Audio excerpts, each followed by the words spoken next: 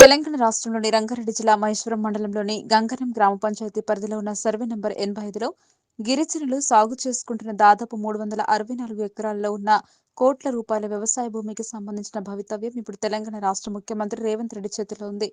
స్థానిక సంస్థల ఎన్నికల నేపథ్యంలో మరొకసారి సర్వే నంబర్ 85కు సంబంధించి ప్రాధాన్యత కలిగిన అంశంగా మారింది. ముఖ్యంగా ఎన్నికల అనంతరం సర్వే నంబర్ 85లో సాగు చేసుకుంటున్న వారికి పట్టాలు ఇప్పించే విషయంలో రెగ్యులరైజ్ చేసే విషయంలో ముఖ్యమంత్రి రేవంత్ రెడ్డి దృష్టికి తీసుకువెళ్తామని కాంగ్రెస్ పార్టీ నాయకులు అధికార పక్షం పరంగా స్పష్టమైన హామీ ఇస్తున్నారు. దీంతో ఈ అంశం కీలకంగా మారింది. దశాబ్దాలుగా భూమిని సాగు చేసుకుంటున్నప్పటికీ చట్టపరమైన హక్కు లేక, పట్టాలు లేక గిరిజనులు నిర్జీవంగా జీవనాన్ని కొనసాగిస్తున్నారు. పార్లమెంట్ ఆమోదించిన చట్టాలు కూడా గిరిజనులకు న్యాయం చేయాలని చెబుతున్నాయి. అయినప్పటికీ పాలకులకు చీమ కుట్టినట్టయినా లేని పరిస్థితి ఉండడం విశేషం. ఈ క్రమంలోనే గంగారం గ్రామ కాంగ్రెస్ పార్టీ సర్పంచ్ అభ్యర్థిగా పోటీ చేస్తున్న సీనియర్ కాంగ్రెస్ నేత మునావత్ దేవేందర్ నాయక్ సర్వే నంబర్ 85కు సంబంధించి ముఖ్యమంత్రి రేవంత్ రెడ్డి దృష్టికి తీసుకువెళ్తారని, ఈ మేరకు ఆయన పరిశీలనలో ఉందని స్పష్టంగా చెబుతున్నారు. ఎవరు కూడా భూములు ఈ సర్వే నంబర్లలో అమ్మవద్దని కూడా ఆయన సూచిస్తున్నారు. దీంతో ఇప్పటికే ముఖ్యమంత్రి పరిశీలనలో ఈ విషయం ఉందని మునావత్ దేవేందర్ నాయక్ చెప్పడంతో గిరిజనులలో ముఖ్యంగా రైతుల్లో ఆశలు చిగురిస్తున్నాయి. ఇప్పుడు మనం తెలంగాణ రాష్ట్రంలోని రంగారెడ్డి జిల్లా మహేశ్వరం మండలం గంగారం తండా గ్రామ పంచాయతీ పరిధిలో ఉన్నాము. ప్రత్యేకించి ప్రస్తుత ఎన్నికల నేపథ్యంలో ఇక్కడ ఉన్న సర్వే నెంబర్ 85 మరొకసారి చర్చనీయాంశంగా మారిందనడం అతిశయోక్తి కాదు. కోట్లాది రూపాయల విలువ చేసే ఈ భూమికి సంబంధించి ఇప్పటికే గిరిజనులు గత 6 దశాబ్దాలకు పైగా వ్యవసాయం చేసుకుంటున్న పరిస్థితి ఉంది. అయినప్పటికీ దాదాపు 364 ఎకరాల భూమిపై ఆ గిరిజనులకు ఈ కష్టాన్ని వ్యవసాయాన్ని నమ్ముకొని జీవనం సాగిస్తున్న పేద గిరిజనులకు సంబంధించి ఇప్పటికి కూడా వారికి శాశ్వతమైన పట్టాదారు పాస్ పుస్తకాలు కానీ లేకపోవడం వల్ల నిర్జీవమైన పరిస్థితి ఉండడం ఇక్కడ గమనార్హం. ప్రతి ఎన్నికలు అవి పార్లమెంట్ ఎన్నికలు కావచ్చు, సాధారణ ఎన్నికలు, ఇటు అసెంబ్లీ ఎన్నికలు కావచ్చు, గ్రామ పంచాయతీ ఎన్నికలు వచ్చినప్పుడల్లా సర్వే నెంబర్ 85 అనేది ఒక చర్చనీయాంశంగా మారింది. ఇది వందలాది మంది గిరిజన కుటుంబాల భవిష్యత్తుకు సంబంధించిన సమస్య కావడం ఇక్కడ మరొక విశేషం. పాలకులు ఎవరు మారినప్పటికీ మంత్రులు వస్తున్నారు పోతున్నారు, ముఖ్యమంత్రులు కూడా వస్తున్నారు పోతున్నప్పటికీ ఇక్కడ గిరిజనులకు న్యాయం జరుగుతున్న పరిస్థితి మాత్రం కనిపించడం లేదు. ముఖ్యంగా కొందరికి పాక్షికంగా పట్టదారు పాస్ పుస్తకాలు ఇస్తున్నట్టు ప్రభుత్వం చెప్తున్నప్పటికీ వాటికి క్రయ విక్రయాలకు సంబంధించి వెంటనే నిషేధం కూడా విధించడం కూడా ఇక్కడ గమనార్హంగా పేర్కొనవచ్చు. అమ్మకాలు కొనడం అనే ఒక రూల్ను తీసుకువచ్చిన నేపథ్యంలో దీనికి వారు పూర్తి స్థాయిలో హక్కుదారులు కూడా కాలేని దుస్థితి కూడా నెలకొనడం చాలా ఆందోళనకరమైన విషయం. కూడా అనేక సార్లు రాష్ట్ర ముఖ్యమంత్రి కావచ్చు, మంత్రులు కావచ్చు, ఎమ్మెల్యేలు కావచ్చు దీనికి సంబంధించి అనేక విజ్ఞప్తి పత్రాలను గిరిజనుల నుంచి స్వీకరించిన సందర్భాలు కూడా మనం చూస్తూనే ఉన్నాం. అయినప్పటికీ వారికి ఎలాంటి న్యాయం జరుగుతున్న పరిస్థితి, దశాబ్దాలు గడుస్తున్నాయి, జీవితాలు గడుస్తున్నాయి, తరాలు మారుతున్నాయి కూడా, కొత్త జనరేషన్ కూడా ఇప్పుడు వచ్చినప్పటికీ ఒకవైపు దేశవ్యాప్తంగా కావచ్చు, ఆధునిక తెలంగాణ రాష్ట్రంలో కావచ్చు వ్యవసాయంపై మక్కువ కొనసాగుతున్న నేపథ్యంలో ఇక్కడ మాత్రం గిరిజనులు పూర్తి స్థాయిలో అన్నదాతలుగా మారి ఇక్కడ వ్యవసాయం చేసుకుంటున్న పరిస్థితిని కూడా మనం చూస్తున్నాం. దేశానికి వెన్నెముక అన్నదాతలు, రైతాంగం అని అందరికీ తెలిసిందే.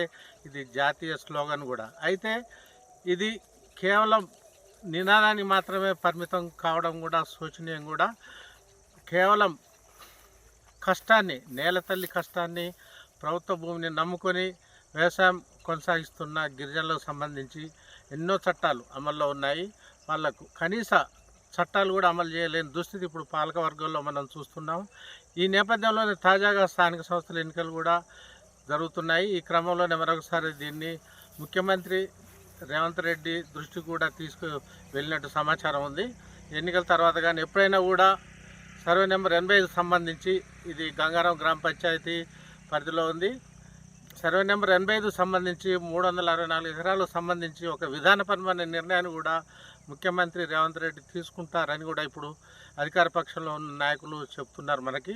అయితే ఈ ల్యాండ్కు సంబంధించి గతంలో టీఆర్ఎస్ ప్రభుత్వం అధికారంలో తొలి తెలంగాణ రాష్ట్ర ముఖ్యమంత్రిగా ఉన్న కేసీఆర్ కూడా ఆయన వద్దకు కూడా ఈ సర్వే నెంబర్ 85 అంశం కూడా వెళ్ళింది.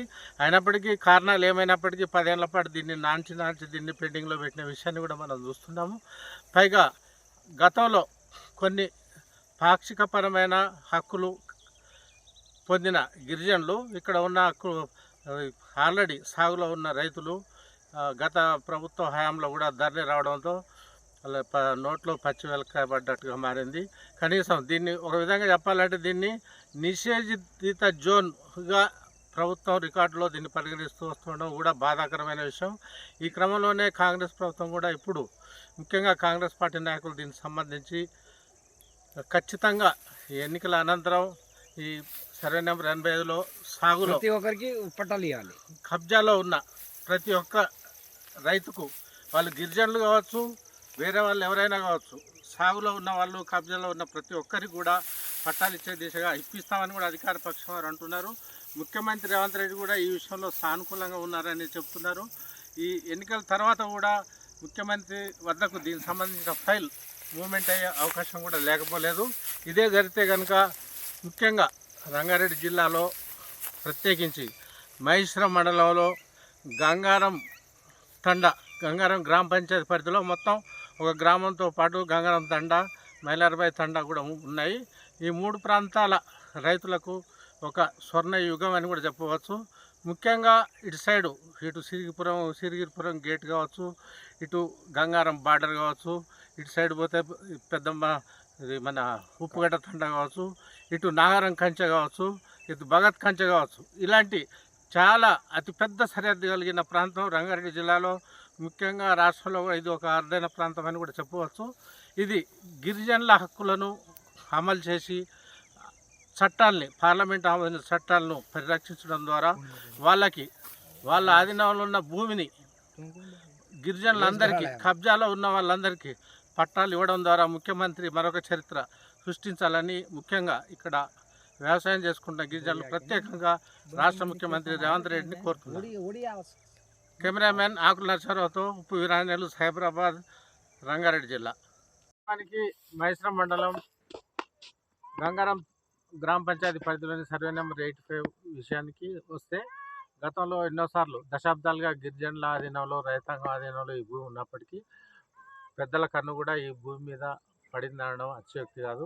ముఖ్యంగా పాలక వర్గాలు ఎప్పటికప్పుడు అధికారం వస్తున్న సందర్భంలో ఇంత పెద్ద ల్యాండ్కు సంబంధించి వేలాది కోట్ల కుంభకోణానికి తరలిపే అవకాశాలు కూడా లేకపోలేదు. అయితే ముఖ్యమంత్రిగా నారా చంద్రబాబు నాయుడు అధికారంలో ఉన్న సందర్భంలో ఈ భూమికి సంబంధించి కూడా ఇతర అవసరాల కోసం ఈ కేసీ తండ దగ్గర ఉన్న ఈ కంపెనీ కావచ్చు, అంటే కొన్ని కంపెనీలకు కూడా కేటాయించిన సందర్భాన్ని మనం చూసాం. ఆ క్రమంలోనే ఈ గిరిజనుల సాగులో ఉన్న సర్వే నెంబర్ 85లోని 364 ఎకరాలకు సంబంధించి కూడా డైవర్ట్ చేయడానికి కానీ, విక్రయించడానికి కానీ, ఇతర అవసరాలకు, ఇతర అవసరాలకు కేటాయించేందుకు కూడా ప్రయత్నాలు చేసిన సందర్భాలు ఉన్నాయి. అప్పట్లో తెలుగుదేశం పార్టీ ప్రభుత్వంలో కీలకమైన పాత్రను పోషిస్తున్న అప్పటి హోంమంత్రి తూల దేవేందర్ గౌడ్ కూడా ఈ విషయం సంబంధించి జోక్యం చేసుకోవాల్సి వచ్చింది. ముఖ్యంగా ఇక్కడ ఉన్న సిరిగిరిపురం కావచ్చు, ఇక్కడ గంగారం తండ కావచ్చు, ఇటు మైలార్బాయి తండ, ఇక్కడ ఉన్న గిరిజనులు, రైతులు వీళ్ళంతా పోయి అక్కడ గవర్నమెంట్ మీద అప్పటికప్పుడు మేఘాల మీద అర్ధరేత్రి దాటిన తర్వాత కూడా వెళ్ళి తమ భూముల పరిరక్షణ కోసం ఎంత దూరమైనా వెళ్తామని, ప్రాణత్యాగానికి సిద్ధమని తెగించిన సందర్భంలో దేవేంద్ర గౌడ్ స్వయంగా జోక్యం చేసుకొని ముఖ్యమంత్రి వద్ద ఈ విషయంలో రెవెన్యూ అధికారులతో కావచ్చు, కలెక్టర్తో కూడా సంప్రదించి ఈ భూమి జోలికి ప్రభుత్వం వెళ్లకుండా తగిన చర్యలు కూడా తీసుకున్న సందర్భాలు మనం చూసినాం.